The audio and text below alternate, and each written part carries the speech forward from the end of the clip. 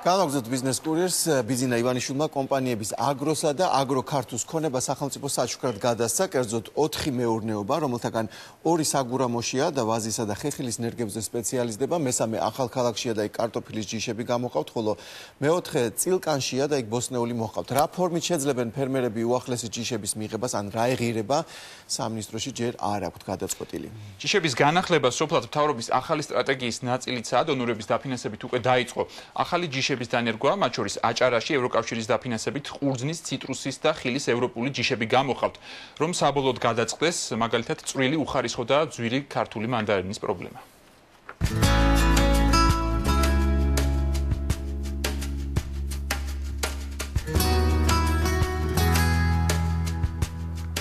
ეს მეურნეობა შეიქმნა 2011 წელს, ძირითად მიზანს წარმოადგენდა, რომ აჭარის ტერიტორიაზე და რა მარტო აჭარის ტერიტორიაზე, გურიის ტერიტორიაზე უკვე ჯიშები არის მოცველებული, რომელიც დაახლოებით 70 წელზე მეტის წლის უკან გაშენდა ეს ჯიშები, ციტრუსის ჯიშები და ძირითად მიზანს ისახავდა, რომ ეს ჯიშები განახლებულიყო.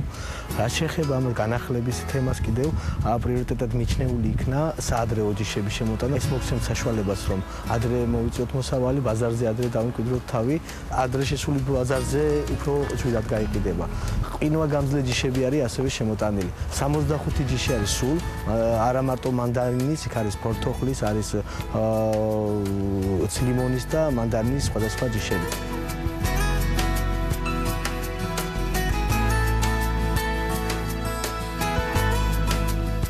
დაკვირვებმა გაჩვენა, რომ რამოდენიმე ჯიში გამოირჩევა უფრო ყინვაგამძლეობით, საადრეობით და ვცდილობთ, რომ მე ფერმერებს რეკომენდაცია მივცეთ, რომ ზუსტად ამ ჯიშებზე გაკეთდეს აქცენტი.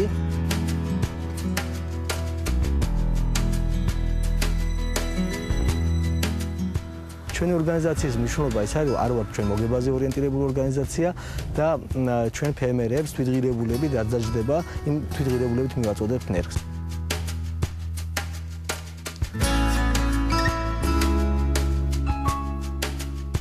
ჩვენ კიდევ გვაქვს გვარახუცბანში გავაკეთეთ ვაზისა და ხეხილის სანერგე მეურნეობა, სადაც ვაზის 22 ჯიში გვაქვს შემოტანილი, მათ შორის სასუფრე ყურძენი და არის საღვინე ყურძენი და არის საქიშმისეც ასევე.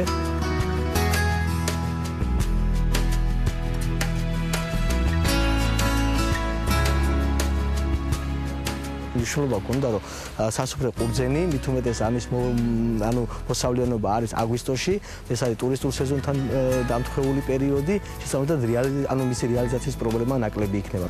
მიმდინარეობს ჯიშებზე დაკვირვება ამ მომენტისათვის, მალე ვაპირებთ, რომ იგივე სასათბურო მეურნეობა აშენდეს იქ, უკვე საძირკვლები მომზადებულია, მიმდინარეობს ტენდერი გამოცხადებულია და სათბურები რამოდენიმე თვეში უკვე იქნება მზად და მოახდინოთ ისევ ყნობის მეთოდით გამრავლება და მოსახლეობაზე შეღავათიან ფასად მიწოდება.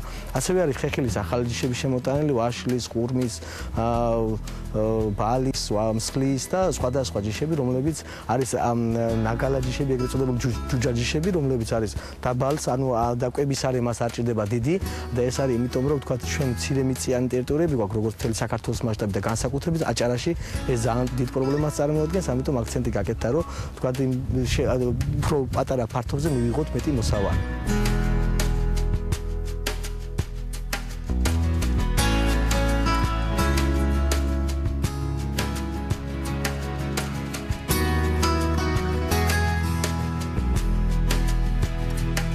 აჭარა გააჩნია ძალიან სპეციფიკური სოფლის მეურნეობა. ამის სპეციფიურობა კერძოდ მდგომარეობს იმაში, რომ რეგიონი არის ძალიან მცირემიწიანი, ახასიათებს ლანდშაფტის ძალიან ხშირად რთული სახე, ძალიან რთული ლანდშაფტით ხასიათდება, აქვს ძალიან სპეციფიური კლიმატური და ცალკეულ ადგილებში მიკროკლიმატური ნიშნებით და ყველაფერი ეს ერთად აღებული ართულებს სოფლის მეურნეობის წარმოებას აჭარის რეგიონში. ამ პრობლემების ერთ-ერთი წარმატებული დაძლევის გზა არის მიჩნეული სამართლიანად კოოპერატიული მეურნეობების ხელშეწყობა და მათი განვითარების ხელშეწყობა.